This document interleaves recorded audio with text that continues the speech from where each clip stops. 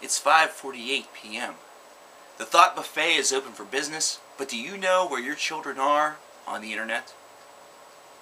Do you know who they're engaging with? Do you know who they're talking to?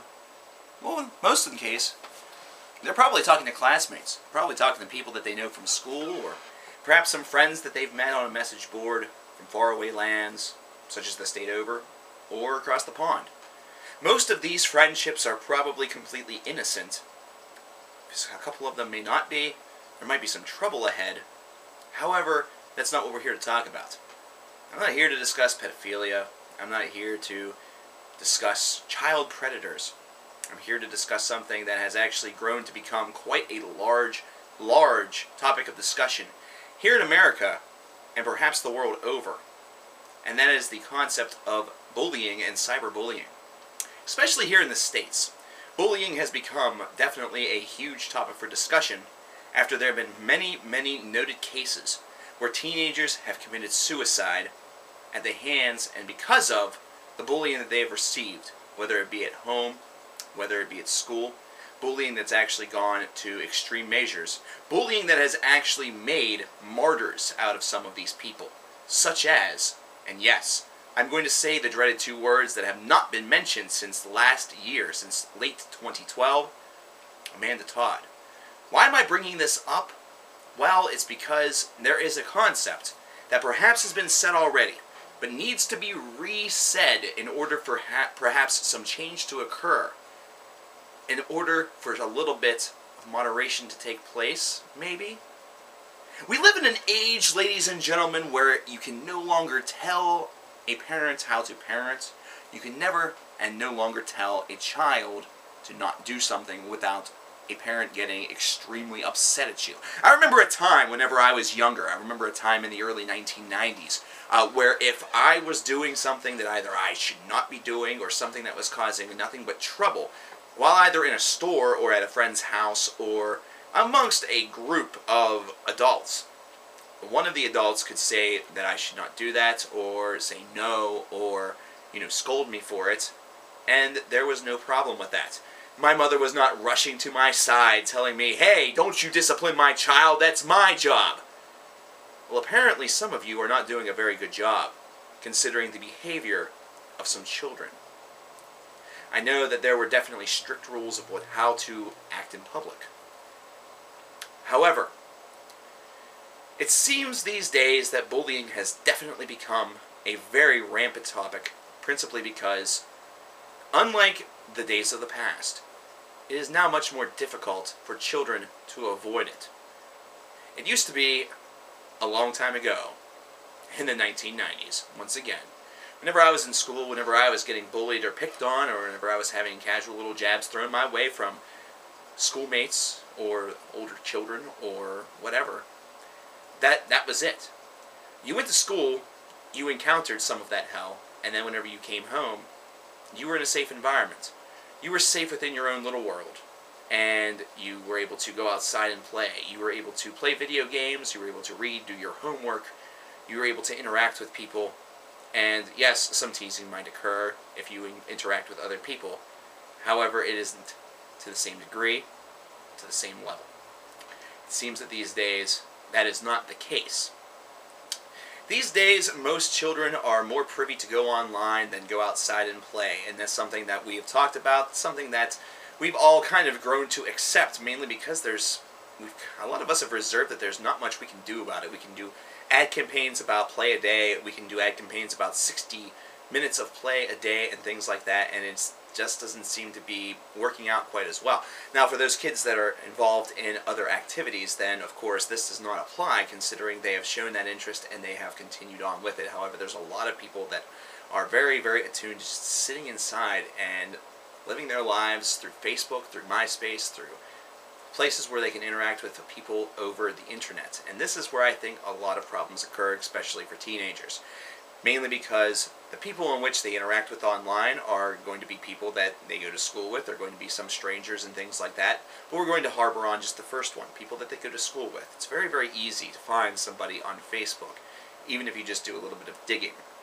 And of course, whenever you have a target set as a bully, you're going to attack at all times. at all possibilities. With a case such as Amanda Todd, where it became just so out of control, where basically she was blackmailed, as though it would seem, and then everything got out to everybody, and they started to make these comments, it was a barrage at all times. It was something where if she went to school, she was going to be targeted. If she went home, she was going to be targeted through her Facebook account. She essentially could not go online and just have some time, some peace, some quiet, some relaxation. And it became very overwhelming to the point in which she attempted to kill herself, failed, which only led to even more problem, and then eventually she did succeed. And of course, success here is a failure, considering it's a life lost. Unfortunately, these days, it is almost impossible to avoid it if you're being bullied, because it can happen over anything. It can happen over the person that you talk to, because something that happens in class, it can happen because of something very innocent. It can happen because of a rumor. And it's something that can take place both at school and now also online. It's something where there needs to be a little bit of moderation. However, you can't really monitor online activity, principally because your child wants, desires, and thrives for independence at these years, and you cannot simply be there at all times. So what do we do? Why are we at this crossroads? Why is it that now it seems more than ever that bullying has escalated to a point of no return? Whereas back in the 1990s, it seemed like everybody could just kind of toughen up and just deal with it, and eventually ended up fine, at least in their own eyes. Whereas now, it seems as though mental disease and lasting damage is being inflicted with every single word that was being said. The constant struggle of this is probably one thing to blame. The way in which people are raised, the way in which people have been, and children have been kind of brought up, may be another. I don't know how much parents these days speak to their children about what to do really in the case of a bully. Comebacks, or just simply going to a teacher, telling them. There's a lot of fear, I'm sure, these days about being a tattletale, because that might make it worse, and that might actually cause a lot of anxiety, a lot of grief, and a lot of tension, considering that is something that no child wants to deal with. They don't want to deal with doing the right thing only to have it come back on them 5 times worse. But there is a certain level of satisfaction to it. There is a certain thing that can be achieved through that. Also, the one thing that I will say is continue to talk to your children. I know that sometimes this can be a very difficult measure to accommodate. You may have a busy work schedule, you may have to work multiple jobs because of the economy, because of other things that exist in our world that just make doing everything and being a good parent an almost impossible task. However, those are the mountains that you must move as a parent.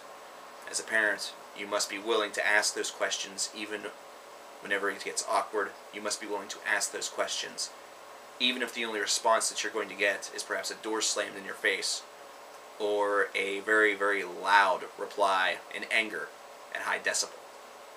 That's what being a parent is all about. It's about caring for your child regardless to the way in which they act towards you. It's a universal love that begins at birth. It's a universal love that needs to continue into these formative years. I think that these days, there's a lot that can be said about online bullying, and a lot that can be said about the bullying that occurs while the children are at school. I think there's a lot more hurt that goes on. I think there's a lot more grouping that takes place. And I think there's a lot more bandwagoning.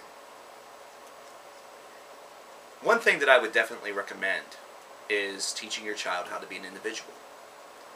Teaching them that it's not about whether or not you fit in. It's about if you're happy about the person that you are. And even though that may expose them to some bullying, there is a certain level of toughness, and there's a certain level of resolve, a certain level of satisfaction of knowing that you are who you are, as opposed to you being one of them, even though that's not who you are. I also believe that children these days go to these means because they are places where this age group really principally, I guess, shares information. It is a way to stay in contact at all times. Just like cell phone text messaging, just like Twitter, just like Photobucket or Instagram, anything like that. They are now constantly, as we are, hooked up to the world 24/7. There is seldom a time or place where they are without something that can connect them to the rest of society. Perhaps something that needs to be said is not so much play a day for 60 minutes, but perhaps 60 minutes away from a cell phone, from a computer. 60 minutes of alone time with just the technology of music, or the technology of a movie, the technology of walking outside, the technology of humanity. Perhaps what should be encouraged, as opposed to sitting online and playing Farmville, or sitting online and playing World of Warcraft, is sitting down with your family and talking about your day, or taking a nice relaxing walk. Something that'll distance yourself from all of those things that you've seen. Something that will actually encourage you to heal. Perhaps writing in a journal. Something that brings you joy. Not something that's going to bring you pain. The Thought Buffet has once again served up a very, very cold case of hard topic.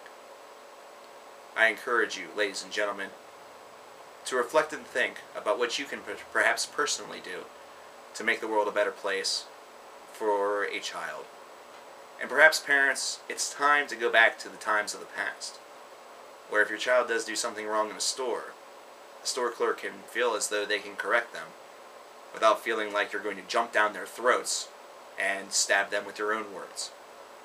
Whenever you do that, who's the bully then? Just a little food for thought. Dig in.